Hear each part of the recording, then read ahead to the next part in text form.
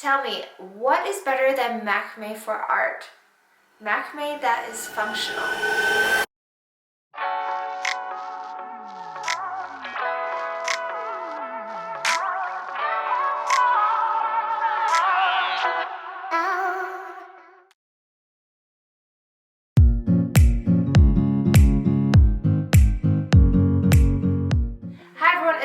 Here and welcome back to Bochiknot Macrame. Here is where you will find all things macrame, from macrame tips and tricks, DIY pattern tutorials, and much more. So when we talk about functional macrame, what I am saying is macrame with an actual purpose. I do love a good wall hanging, but I also do love a good shelf as well. And the same thing goes for something like a keychain or a lanyard. So having something like a lanyard to hold my keys that I can easily wear around my neck so that I can be hands-free is something that I think is functional and is useful to me. This cute little pattern is made up of small little leaf patterns.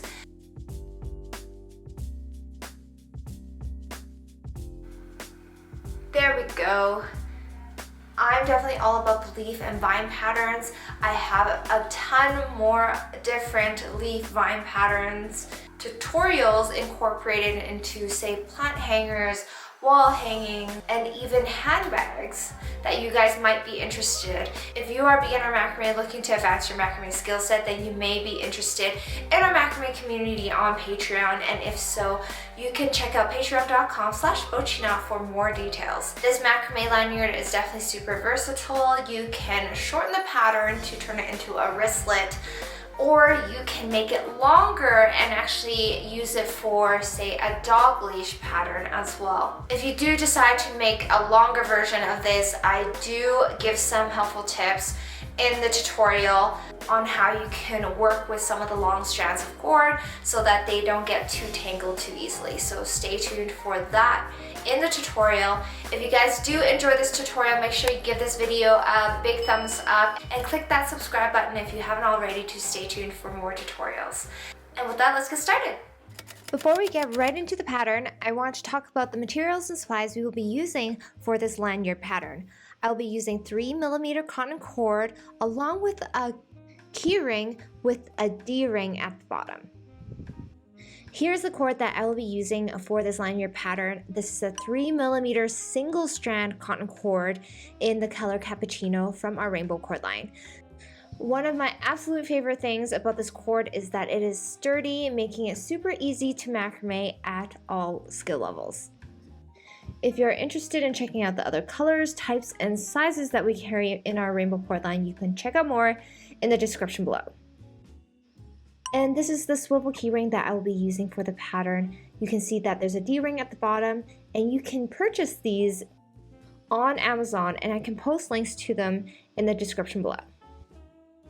So if you're working on a flat surface like me, you can tape or pin the key ring down so that it is nice and sturdy and not moving around while you're trying to make knots underneath it. Then taking your first strand of cord that's quite long, at 700 centimeters long, fold it in half, attach it onto the D-ring at the bottom using a lark's head knot. Then repeat the same thing with the remaining 3 strands of cord.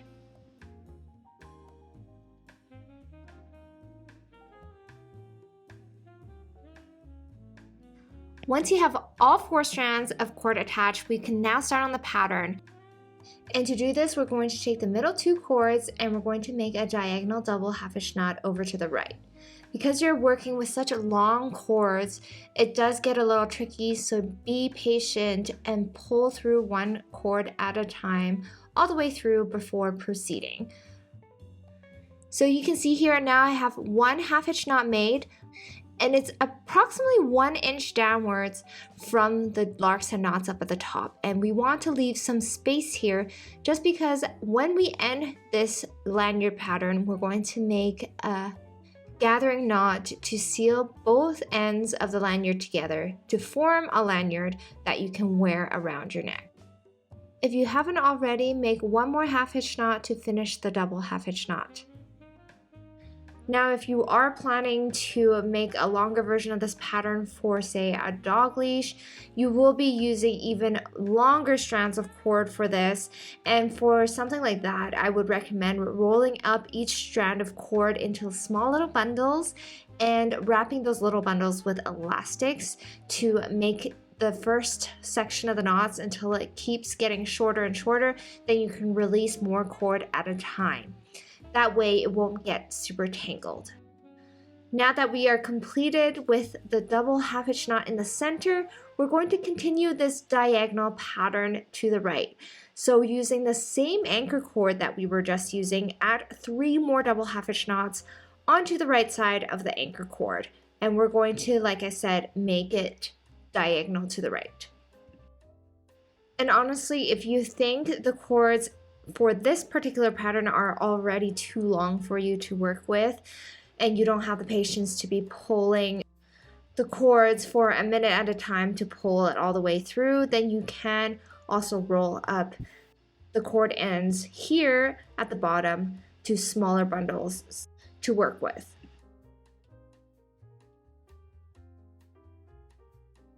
If you're beginning with macrame and looking to familiarize yourself with some of the basic knots of macrame first, I would recommend practicing the lark's head knot, the double half hitch knot, and the square knot first, and having a good feel for those before starting on an actual pattern.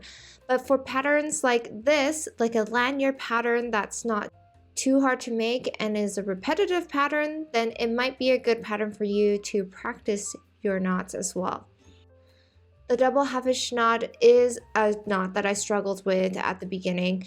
It is a basic knot of macrame, but it can get kind of confusing on how to make it, especially if you switch sides. So I would recommend practicing this knot a lot. Now, taking the middle left cord as an anchor cord, make 3 diagonal double half hitch knots over to the left. So taking the cord next to it to the left, use that as a working cord for 1 half hitch knot first, and then repeat for another half hitch knot to complete the double half hitch knot.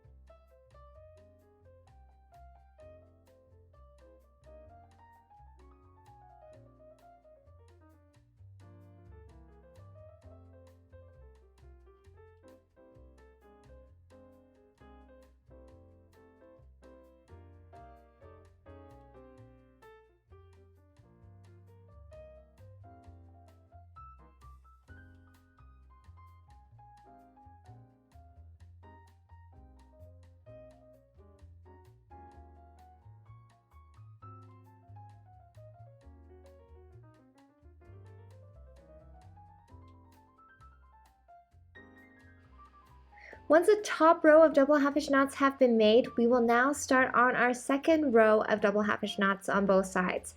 What we're going to do is on the right side, we're going to take the middle right cord as an anchor cord and make another 3 diagonal double half hitch knots over to the right. Once the right side is done, we're going to do the same thing on the left side, mirroring what we just did on the right. Once these 2 rows are completed on both sides, you will start to see a leaf pattern form.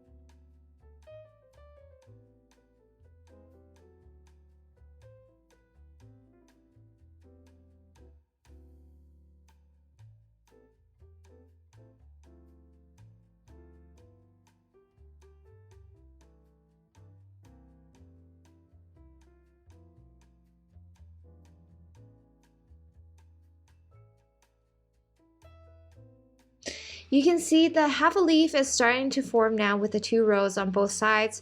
Right after this, we're going to make 1 more row underneath on both sides, starting with the middle cords as the anchor cords, just like what we have done for the other 2 rows.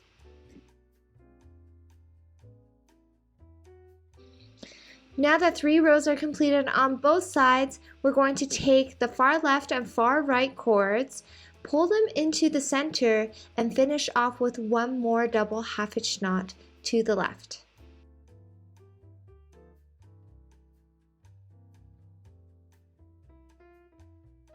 Make sure that the knot is made tightly in the middle, pulling both sides together so that the leaf pattern forms, just like what we are seeing here.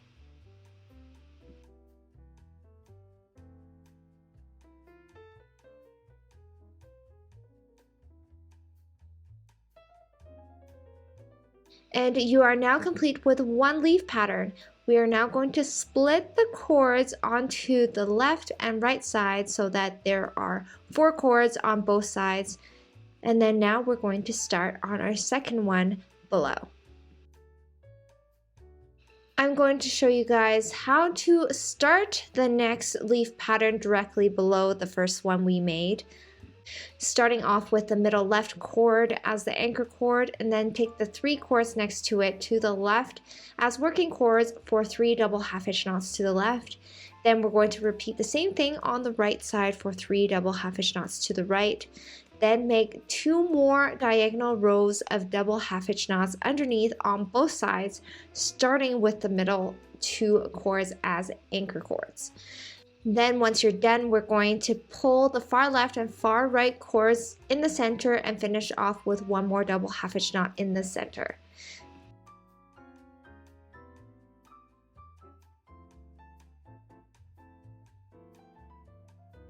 If you guys have been following me for a long time now, you will probably know that I'm very into leaf and vine patterns.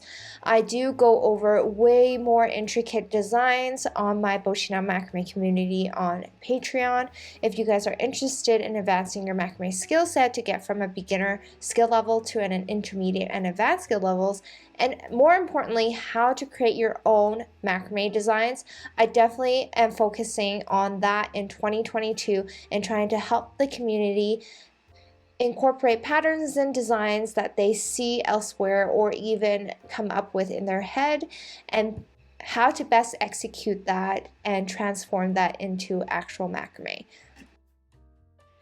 So if you're interested in advancing your macrame skill set, or if you just want to learn more tips on how you can best transform your ideas and patterns that you see into your own patterns, then you may be interested in our Bochiknot macrame community on Patreon. For more details, you can check out www.patreon.com/Bochiknot.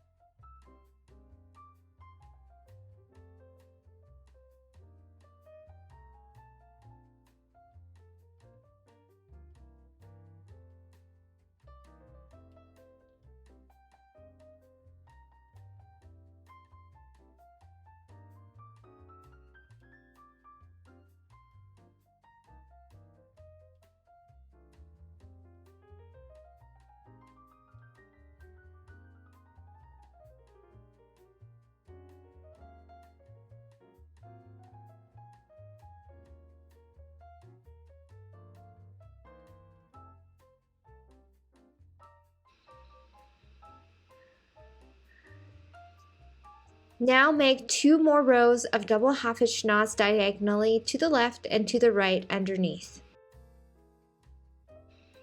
Take the far left and far right cords and make a double half-hitch knot in the center.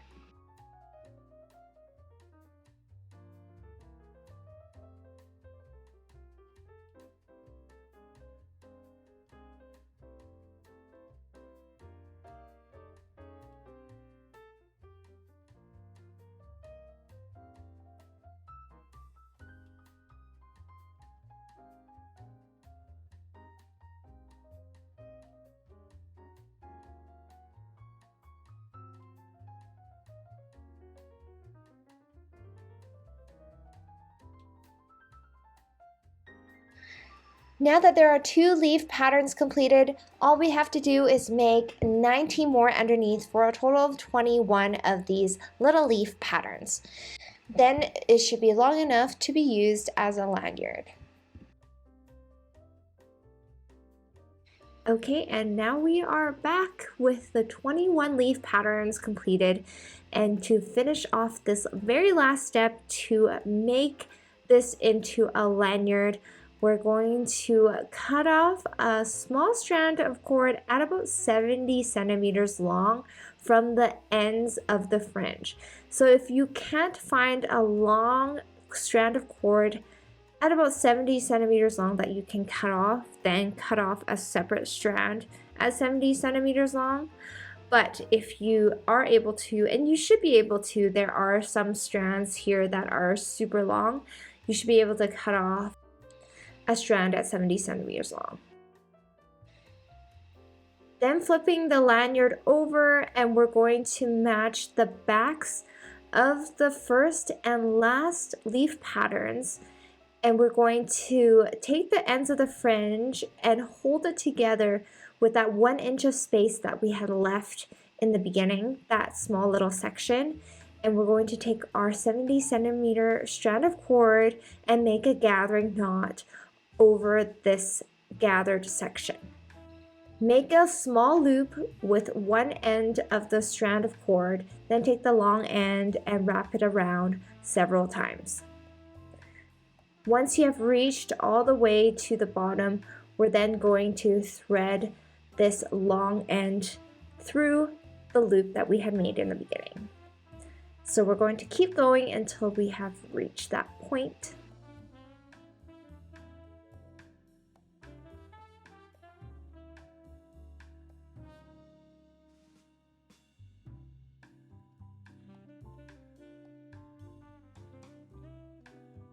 And we have reached that point. So now taking what's remaining from that cord end and weave it through the loop that we had made in the beginning at the bottom. And pull on the top end to tighten the gathering knot. Make sure that the ends of the cord at the bottom is tucked underneath the gathering knot. Now cut off the excess cords at the bottom and at the top. So that means we're cutting off all of that excess fringe at the bottom as well.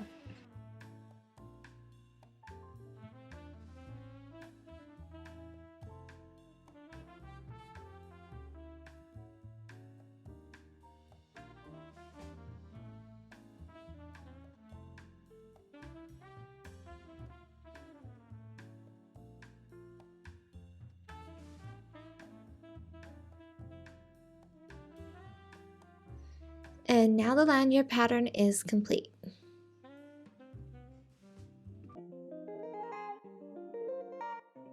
That concludes our macrame lanyard tutorial. I really hope you guys enjoyed it. You guys probably already know what my favorite part of this pattern is. It's the fact that it is a functional macrame and that I can use it almost every day. What I of course love about this design is the little leaf patterns, and like I said in the intro, if you guys are interested in learning more leaf vine patterns and how you can create your own leaf vine patterns or incorporate something like this into your own macrame designs, you can check out patreon.com/Bochiknot for more details on how you can get started with that. If you are a beginner with macrame and you're not sure where to begin, we do offer a macrame starter kit for a small wall hanging that goes over the 6 basic knots of macrame. It is definitely helpful as a beginner to have all your necessary materials and supplies and a nice, easy to follow along with pattern so that you can follow along with to make. And then once you have made your first or second project and you want to move on to practice other projects, we do offer a 2-for-1 cord deal as well for new subscribers. If you guys are interested in any of these, you can check out the links in the video description below. Let me know in the comment section below if you guys prefer functional macrame over just macrame for art, or if you even have a preference. Let me know in the comment section below. I'd love to hear from you guys. Thank you guys for watching, and I'll see you guys next time.